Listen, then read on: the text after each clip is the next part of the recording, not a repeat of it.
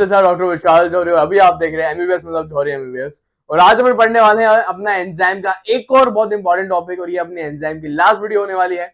आज हम पढ़ने वाले हैं अपने आइसो एंजाइम्स के बारे में। और यूनिवर्सिटी में आइसो एंजाइम्स में मैं आपको बताऊं एक शॉर्ट नोट लिखने के लिए आता ही है। अगर पूरे एंजाइम टॉपिक में सबसे इंपॉर्टेंट वाला टॉपिक है तो आइसो एंजाइम है। तो आज की वीडियो में मैं आपको पूरा आइसो एंजाइम एक्सप्लेन करूंगा। उसके अलावा मायोकार्डिक इंफार्क्शन जो कि एक डिसीज है, उसके अंदर कौन कौन सा एंजाइम बढ़ जाते हैं, मैं आपको वो भी इसी वीडियो में बताने वाला हूं, क्योंकि ये शॉर्ट नोट में 2 नंबर में और एमसीक्यू में ये बहुत बार आपसे पूछा गया है। सो आज के वीडियो अपन स्टार्ट करते हैं, जिसका सबसे पहला डेफिनेशन होता है कि आइसो एंजाइम होता क्या है। सो आपको ना एक चीज अच्छी तरीके से बताऊं, अगर तुम चीर हरण अगर आप करो वर्ड का आइसो एंजाइम का, मेनली आइसो का आप बोलोगे सर सेम, एंजाइम का आप बोलोगे एंजाइम, आप बोलोगे सर सेम एंजाइम को अपन आइसो एंजाइम बोलेंगे। तो अगर तुम ऐसा कुछ बोलने वाला हूं तो मैं बताऊं तुम पूरा ही गलत बोल रहे हो, तुम बिल्कुल ना गलत स्टेटमेंट दे रहे हो। आइसो एंजाइम का असली मतलब ये होता है कि याद रखना एक एंजाइम है, उसके मल्टीपल फॉर्म जो कि सेम रिएक्शन को कैटलाइज कर रहे हैं, उसको हम बोलते हैं आइसो एंजाइम। उसको समझने के लिए मैं तुम्हें इस तरीके से दिखाता हूं। देखो यहाँ पे क्या है, भुवन माम है। तो आपको पता है सारे ये क्या है, भुवन माम है और उसके मल्टीपल फॉर्म है। भुवन माम के जो है मल्टीपल फॉर्म है। कभी भुवन माम जो पापा बन जाएगा, मम्मी बन जाएगा, कभी अपने टीटू मामा बन जाएगा। सो एक ही भुवन माम है, उसके मल्टीपल फॉर्म है। और एट द एंड इन सारे इसके जो मल्टीपल फॉर्म है उसका काम क्या है, उनका काम अपना होता है वीडियो बनाना। उनका एक ही मकसद होता है वीडियो बनाना। सिमिलरली आप भुवन माम की जगह आप समझ लो ये एक एंजाइम है, और एक एंजाइम के जब मल्टीपल फॉर्म बन जाते हैं, और सारे मल्टीपल फॉर्म का एक ही गोल होता है सेम रिएक्शन को कैटलाइज करवाना, उसे हम बोलते हैं आइसो एंजाइम्स। तो तुम्हें बुमन माम के जरिए पूरा ये समझ में आ गया होगा आइसो एंजाइम्स का मतलब क्या होता है। आइसो एंजाइम्स का मतलब होता है कि अपना सेम एंजाइम उसके मल्टीपल फॉर्म्स जो कि अपने सेम ही रिएक्शन को कैटलाइज करवाते हैं, उसे हम बोलते हैं आइसो एंजाइम्स। फिर अपने दिमाग में क्वेश्चन आना चाहिए कि सर ये आइसो एंजाइम बनते कैसे हैं। तो मेरे लाल टेंशन मत ले, मैंने ये भी एक्सप्लेन करा है इसकी वीडियो में। सो मेनली आइसो एंजाइम्स क्या होते हैं, मेनली एंजाइम्स क्या होते हैं। एंजाइम्स में होते हैं प्रोटीन। आपको पता है प्रोटीन किससे बनते हैं, प्रोटीन अपने बनते हैं डीएनए से। तो सिमिलरली आइसो एंजाइम्स में अपने जो है डिफरेंट डीएनए से बनेंगे। मैं समझा देता हूं, टेंशन मत लो तुम। सो ऊपर की तरफ तुम देखो पूरा अपना एक डीएनए है, ठीक है। ये डीएनए का बहुत लंबा स्ट्रक्चर का मैंने एक स्मॉल सेगमेंट लिया है। तो डीएनए का ना सबसे पहला जीन है, उसका नाम है बी। तो जीन बी ने क्या करा, अपना आइसो एंजाइम्स का पहला फॉर्म दिया, आइसो एंजाइम बी। फिर जीन सी ने अपना आइसो एंजाइम्स का दूसरा फॉर्म दिया, अपना आइसो एंजाइम्स का सी। फिर जीन डी ने अपना आइसो एंजाइम डी दिया, और ई ने सिमिलरली अपना आइसो एंजाइम ई दिया। तो क्या होता है ना, अपने ये जो डीएनए है, डीएनए के लॉन्ग फ्रेगमेंट में क्या रहता है ना, डिफरेंट डिफरेंट जीन प्रेजेंट होते हैं। और वही जीन अपने आइसो एंजाइम्स के मतलब एक एंजाइम के डिफरेंट फॉर्म बनाते हैं, मतलब आइसो एंजाइम्स बनाते हैं। सो मेनली आइसो एंजाइम्स कैसे बनते हैं, वो डिफरेंट डीएनए से अपने बनते हैं, डिफरेंट जीन से वो बनते हैं। फिर अपने बात आती है स्ट्रक्चर की कि सर आइसो एंजाइम्स दिखते कैसे हैं। तो तुम टेंशन मत लो, मैं तुम्हें वो भी एक्सप्लेन कर देता हूं। तो ना नीचे की तरफ एक स्लाइड है, मैं तुम्हें उससे एक्सप्लेन करता हूं। सो मेनली अगर आपको यहाँ पर जो दिख रहा होगा ना, ये अपना आइसो एंजाइम्स का एक बहुत इंपॉर्टेंट एग्जांपल है, जिसको हम बोलते हैं लैक्टेट डिहाइड्रोजनेज। यहाँ पे लिख भी रखा है। तो जो लैक्टेट डिहाइड्रोजनेज जो होता है ना, वो एक एंजाइम है जिसके मल्टीपल फॉर्म होते हैं। मतलब मैं आपको बताऊं, ये lactate dehydrogenase 1, lactate dehydrogenase 2, lactate dehydrogenase 3, 4 और 5, ये सारे के सारे क्या है, अपने लैक्टोट डिहाइड्रोजनेज एंजाइम है, बट उसके मल्टीपल फॉर्म है। अब तुम देखो लैक्टोट डिहाइड्रोजनेज जो रहता है ना, वो अपना 4 पॉलीपेप्टाइड से बनता है। अब आप तुम ध्यान से देखो, यहाँ पे ना एक सब यूनिट दी है ए जो कि रेड कलर से, और बी जो कि ग्रीन कलर से। अब जो लैक्टो डिहाइड्रोजनेज 1 जो है, ये आप देखो ये 4 सब यूनिट से बना है। ये सब यूनिट जो बी सब यूनिट है वही 4 बार यहाँ पे लगी हुई है, और अपना बना है lacto dehydrogenase 1। Similarly lacto dehydrogenase 2 किससे बना है, ये अपना ए और बी दोनों सब यूनिट से बना है। 3 वाला किससे बना है, 2 ए से और 2 बी से बना है। तो इसी प्रकार से ना सारे अपने लैक्टो डिहाइड्रोजनेज एंजाइम बना है। तो मैं कहना ये चाह रहा हूं कि जो अपना आइसो एंजाइम जो होते हैं ना, वो एक से ज्यादा सब यूनिट से अपने बने होते हैं। समझ में आ गया आपका मतलब क्या होता है ना, जब कोई भी अपना एंजाइम इस तरीके से एक से ज्यादा सब यूनिट से बनता है, उसे हम बोलते हैं ओलिगोमेरिक एंजाइम। तो अपने आइसो एंजाइम जो होते हैं ना, वो मेनली अपने एक से ज्यादा सब यूनिट से बनते हैं, इसलिए अपने इन्हें बोलते हैं ओलिगोमेरिक एंजाइम। तो अभी मैंने आपको यहाँ पे 2 चीज बताई कि अपने आइसो एंजाइम जो है वो डिफरेंट जीन से बनते हैं। दूसरा आइसो एंजाइम ओलिगोमेरिक होते हैं, एक से ज्यादा सब यूनिट से ये बनते हैं। फिर मैं आपको ना इसका ही मोस्ट इंपॉर्टेंट एग्जांपल भी दिखा देता हूं, मेनली यहाँ पे। तो यहाँ पे अपना एक एंजाइम होता है, उसको बोलते हैं लैक्टेट डिहाइड्रोजनेस एंजाइम।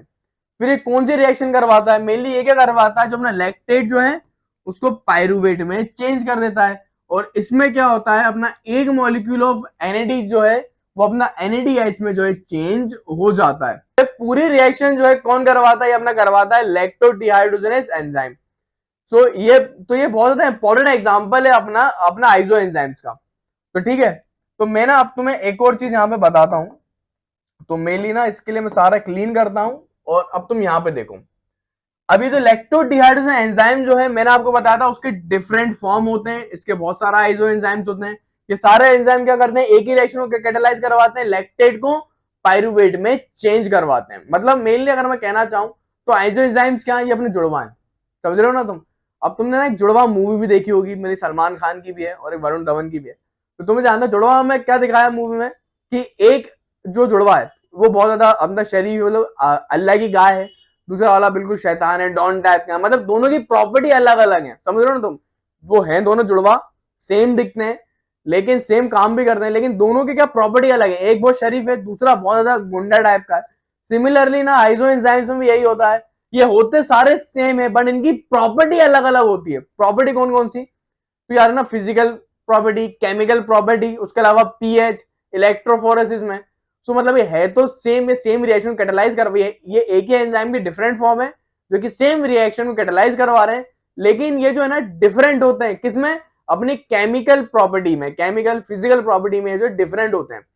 तो यहाँ पे तुम एक चीज याद रख लेना कि इलेक्ट्रोफोरेसिस में मेनली क्या होता है ना, इलेक्ट्रोफोरेसिस आपको पता है, अपन ने नीट के टाइम भी पढ़ा हुआ है। इलेक्ट्रोफोरेसिस में अपन क्या करते हैं, अपन डिफरेंट डिफरेंट डीएनए के फ्रेगमेंट को जो है अपन क्या करते थे, अपन आइसोलेट करते थे इलेक्ट्रोफोरेसिस के जरिए।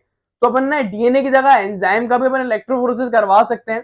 तो यहाँ पे यार ना इलेक्ट्रोफोरेसिस के अंदर जो एलडीएच वन जो रहता है ना, वो इलेक्ट्रोफोरेसिस में सबसे आगे अपन को मिलता है। क्यों? क्योंकि एलडीएच वन जो है वो अपना सबसे ज्यादा नेगेटिव होता है। मतलब इसकी प्रॉपर्टी क्या है, एलडीएच वन की ये सबसे ज्यादा नेगेटिव है। तो अब आपको ना इस ये इलेक्ट्रोफोरेसिस समझ में आ गया होगा कि यहाँ पे मैं आपको कहना क्या चाह रहा हूँ, कि जो आइसोएंजाइम्स जो होते हैं उनकी केमिकल प्रॉपर्टी है जो है, केमिकल फिजिकल प्रॉपर्टी दोनों वो अपनी डिफरेंट होती है। एलडीएच वन ज्यादा नेगेटिव होता है, इसलिए वो इलेक्ट्रोफोरेसिस में सबसे आगे अपना दिखता है। फिर याद रखना, ना सिर्फ एक केमिकल फिजिकल प्रॉपर्टी में डिफरेंट होते हैं आइसोएंजाइम, ये इनिबेशन के लेवल में भी डिफरेंट होते हैं। मैंने आपको मिली इसकी पार्ट 3 वीडियो में एंजाइम का इनिबेशन पढ़ाया था। नहीं देखी वीडियो तो कोई बात नहीं, लिंक डिस्क्रिप्शन और आई बटन पे जाके देख लेना। सो मेनली क्या होता है ना, जो एलडीएच वन जो है, मैं आपको यहाँ पे लिख भी देता हूँ। जो एलडीएच वन जो होता है ना, अब आपको समझ में, मैं आपको ये कुछ चीजें याद करनी पड़ेगी। ये कहाँ मिलता है? तो एलडीएच वन मेनली अपने हार्ट के लेवल पर आपको ये मिलता है। और एलडीएच वन किससे इनिबेट होता है? ये जो है अपना पायरुवेट से इनिबेट हो जाता है। ये तुम एक चीज याद रख लेना। फिर एक और चीज तुम याद रखना कि एलडीएच टू जो है वो अपनी बॉडी के अंदर सबसे ज्यादा होता है। मेनली अपनी बॉडी के अंदर एलडीएच टू ज्यादा होता है एलडीएच वन के कंपेयर में। बट मान लो अपन को कोई डिसीज हो गई हार्ट के लेवल पे, मायोकार्डियल इंफार्क्शन हो गया, तो उसमें क्या होगा, अपना एलडीएच वन ज्यादा हो जाएगा एलडीएच टू से। तो मेनली क्या होता है ना, जब आपको पता होगा कि अपन ना जो अपन जब लैब के अंदर जाते हैं तो मेनली अपन ब्लड का एग्जामिनेशन करवाते हैं। तो उसके अंदर ना एक होता है सीरम एंजाइम लेवल। तो कभी कभी क्या होता है ना, जब अपनी ब्लड रिपोर्ट के अंदर एलडीएच वन ज्यादा आ जाए लेवल इसका as compare to LDH two से, तो अपन को समझ में आ जाता है कि अपनी बॉडी में ना मायोकार्डिक इंफार्क्शन हो चुका है। इसको ना मैं बताऊंगा, अभी तुम याद करने वाली बात तुम ये याद रख लो कि अपना एलडीएच वन हार्ट के लेवल पे होता है और पायरुवेट जो इसको इनिबेट करवा देता है। फिर दूसरी चीज तुम्हें याद रखनी है कि एलडीएच टू जो होता है नॉर्मली अपनी बॉडी के अंदर ज्यादा होता है। कभी अपनी बॉडी के अंदर अगर एलडीएच वन ज्यादा हो गया तो समझ लेना बॉडी अच्छे से काम नहीं कर रही, अपने को जो है मायोकार्डिक इंफार्क्शन हो चुका है। फिर एलडीएच फाइव तुम याद रखना, एलडीएच फाइव कहाँ होता है? ये मेनली अपन को याद रखना मसल के लेवल पर मिलता है। तो एलडीएच फाइव अपन को मसल के लेवल पर मिलता है, और ये पायरुवेट से ये इनिबेट नहीं होता। एलडीएच वन की प्रॉपर्टी क्या है, ये पायरुवेट से इनिबेट नहीं होता है।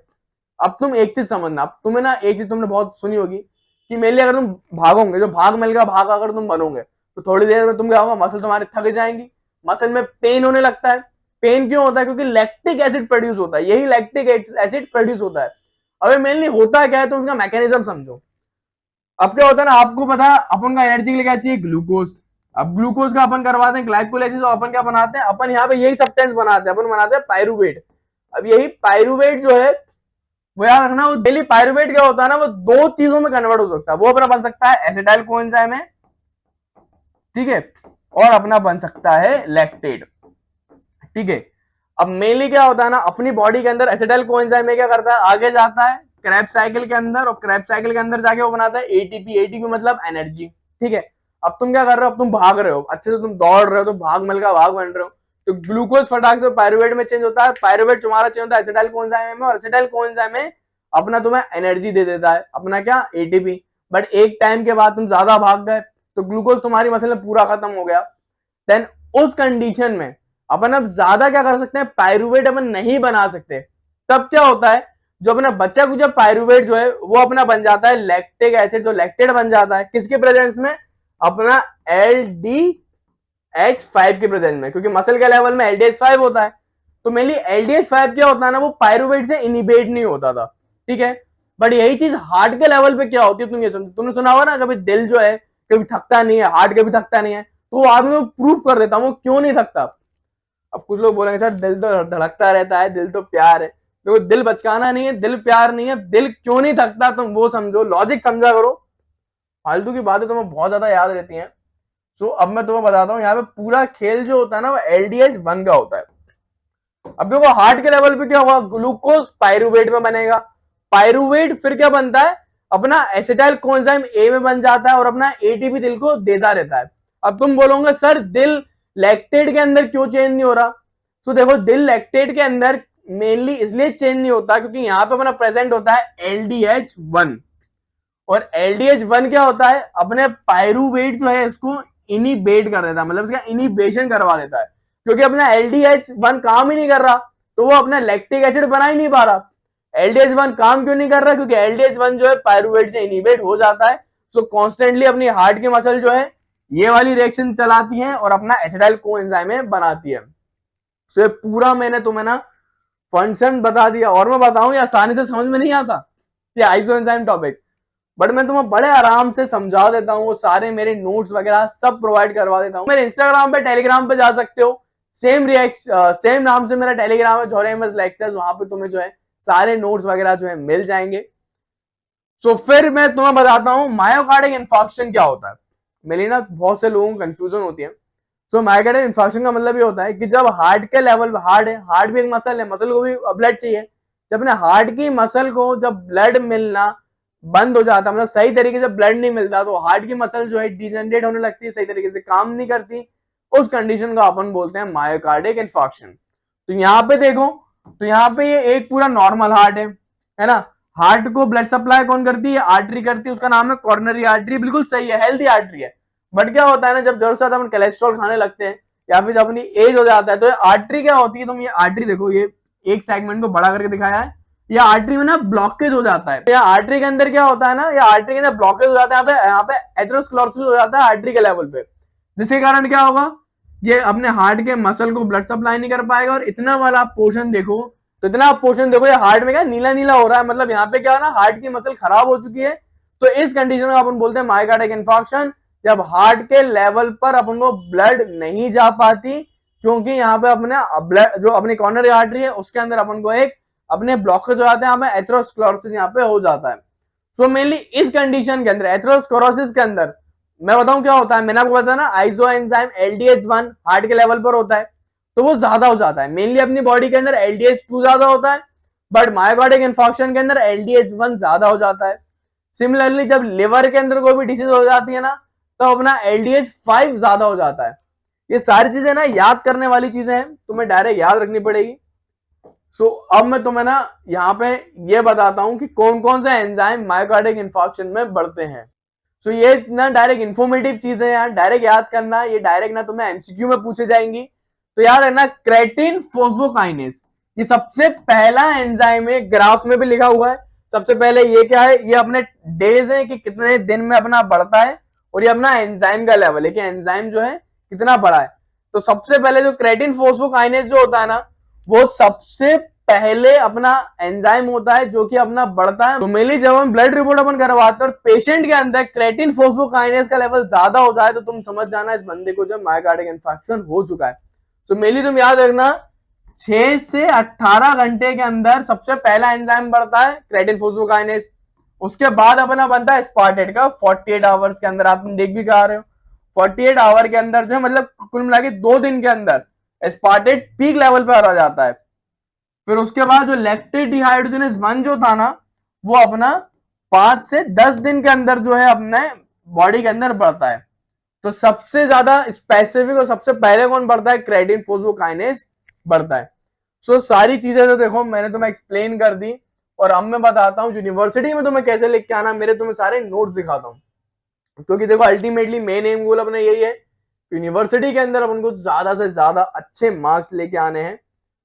सो ये सारे मेरे नोट्स हैं, इसका नाम है बायोकेमिस्ट्री 7 डे, और ये सारे नोट्स आपको डिस्क्रिप्शन में लिंक है वहां पे मिल जाएंगे। देखो तुम मजदूर लोग नहीं हो, मैं बहुत बार बोल चुका हूँ, फालतू में लिखने में नोट्स बनाने में मेहनत मत करो, तो स्मार्ट वर्क करो, स्मार्ट लोग हो। मैंने तुम्हारे लिए सारी मेहनत कर ली, मैं देखो तुम्हारा मजदूर कौन है? मैं हूँ, ठीक है, मैं तुम्हारा मजदूर हूँ, मैंने तुम्हारे लिए सारी मेहनत करी है।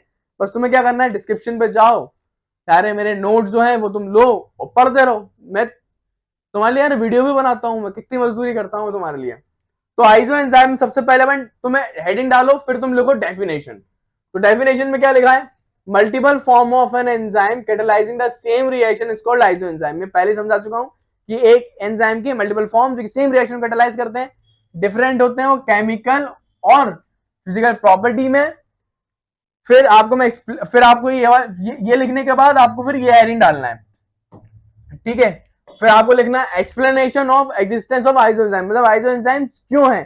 तो मैंने आपको बताया था क्योंकि डिफरेंट जीन से बनते हैं, डिफरेंट जीन से वो बनते हैं, ठीक है। उसके अलावा ओलिगोमेरिक होते हैं, मतलब एक से ज्यादा सब यूनिट से बनते हैं। उसके अलावा याद रखना अगर आइसोएंजाइम ओलिगोमेरिक फॉर्म में होगा, मतलब 4 के फॉर्म में होगा तो तब भी काम करेगा, और इन 4 की जगह अगर सिंगल यूनिट में होगा, मोनोमर होगा, वो तब भी काम करेगा। तो यहाँ पे यही लिखा है कि अपने आइसोएंजाइम जो है वो मोनोमर और ओलिगोमर दोनों में एक्टिव रहते हैं। फिर आपको इसका एग्जांपल लिखना है जो कि है लैक्टोडिहाइड्रोजनेज। लैक्टोडिहाइड्रोजनेज क्या करता है? मेनली मैंने आपको बता दिया था कि लैक्टोडिहाइड्रोजनेज 1 जो है वो सबसे ज्यादा नेगेटिव है, इसलिए सबसे ज्यादा तेज होता है अपने इलेक्ट्रोफोरेसिस में, LDH5 सबसे कम था। फिर मैंने आपको यह बताया था कि 2 सब यूनिट से ये मिलकर बनते हैं लैक्टोडिहाइड्रोजनेज, ठीक है। मैंने आपको मेरे उसके अंदर फोटो में सब यूनिट ए और बी के फॉर्म में बताया था, लेकिन मेनली अपने बुक्स में कैसा लिखा है कि आइसो एंजाइम जो है वो सब यूनिट एम और एच से बनते हैं, मतलब सेम बात है। मैंने नाम इनका ए भी दे दिया, वो एच और एम बोल रहे हैं। तो एच का मतलब होता है यहाँ पे हार्ट, तो यहाँ पे एम का मतलब होता है मसल। तो ये 2 सब यूनिट से बने हैं। LDH1 में क्या था? सारे HH वाले थे, ठीक है ना, तभी वो हार्ट के लेवल पर मिल रहे थे। तो इस तरीके से बनते हैं, मैंने आपको फोटो पहले दिखा चुका हूं। फिर अपन लिखते हैं इनका सिग्निफिकेंस क्या है। तो सिग्निफिकेंस जो है मैं आपको पहले ही बता चुका था। मेनली क्या होता है ना, ये LDH1 जो है वो हार्ट के लेवल पर मिलता है, और LDH1 क्या है, किससे इनिबिट होता है? अपने पायरुवेट से। इसलिए अपने हार्ट के लेवल पर अपन पायरुवेट को लैक्टिक एसिड के अंदर अपन चेंज नहीं करवाते, और हार्ट की मसल जो है अपनी थकती नहीं है। सारी चीज मैं बता चुका हूं। फिर नॉर्मली अपनी बॉडी के अंदर LDH2 ज्यादा होता है LDH1 से, तो आपको ना हेडिंग में लिखना है सिग्निफिकेंस, डायग्नोसिस, जो मैंने आपको पॉइंट दिए हैं उन्हीं पॉइंट में आपको ये लिखना है। फिर मायोकार्डिक इंफार्क्शन देखो मेनली ये 2 नंबर में आता है, लेकिन कभी अगर ऐसे शॉर्ट नोट में भी आ गया ना, तो जो मैंने तुम्हें हेडिंग दी है ना उन्हीं हेडिंग में लिख के वो ग्राफ बना देना, ठीक है। तो यहाँ पे मैंने देखो ज्यादा चीजें कॉम्प्लेक्स नहीं करी, मैंने डायरेक्ट बता रहा हूँ कि क्रेटिन फॉस्फोकाइनेज सबसे पहला एंजाइम होता है जो कि राइज होता है मायोकार्डिक इंफार्क्शन में, कब? 6 से 18 घंटे के अंदर। फिर एस्पार्टेट ट्रांसअमीनेज सेकंड मोस्ट इंपॉर्टेंट होता है, 18 घंटे के अंदर पीक आ जाता है, 4 से 5 दिन तक ये बड़ा हुआ रहता है एंजाइम। फिर लैक्टेट डिहाइड्रोजनेज 1 जो है वो अपना पीक में कब आता है? वो mainly 3rd and 4th day में पीक में जाता है, और 10 दिन तक जो है वो अपने एंजाइम लेवल पर रहता है। तो ये सारी चीजें जो है मैंने आपको बता दी आज की वीडियो की। वीडियो से हेल्प हुई तो वीडियो को लाइक करना, चैनल को सब्सक्राइब कर लो, क्योंकि मैं आपके लिए फिजियोलॉजी भी लाने वाला हूँ, सारी बायोकेमिस्ट्री खत्म करूंगा। So thanks for watching and keep learning.